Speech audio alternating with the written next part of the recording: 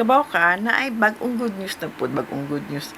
Na ay bag-o na pod for ready for occupancy nga condo. So, if you're looking for ready for occupancy, puyo dayon nga condo, paminawa ni.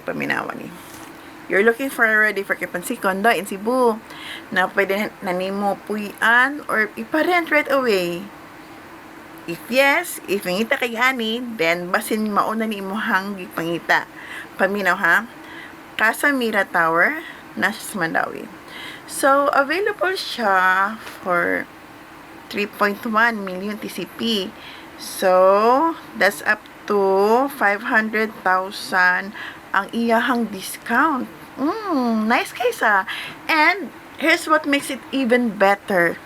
Fully furnished pagid siya. Oh, ready for occupancy puyo dayon niya, fully furnished pagid siya. Yes, complete pagid siya. Move-in ready na. And then, unsa pa? Ang iyahang reservation is 20,000. Pero, imagine na sa ni siya ha. Kung unsay naa kami nawa sa ni ha. Unsay naa ni niya, naa ni siya sa, na siya pull out bed with beddings.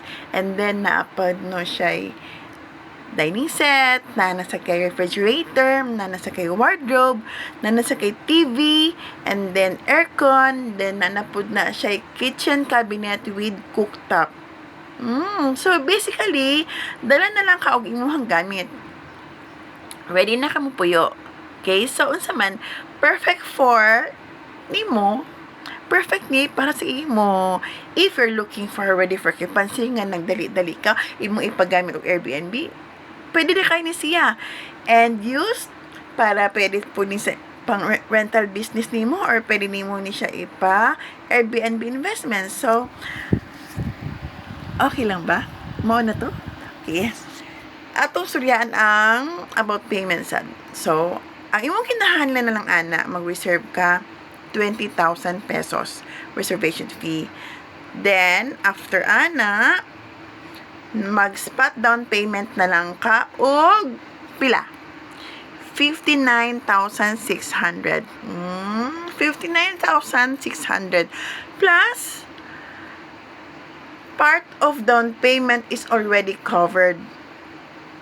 Ha? Katong sa discount. Then free move-in fees, free na po ang ihang 50,000 bank charges. And during April 17 to April 18 Home Fest, you get an additional aircon unit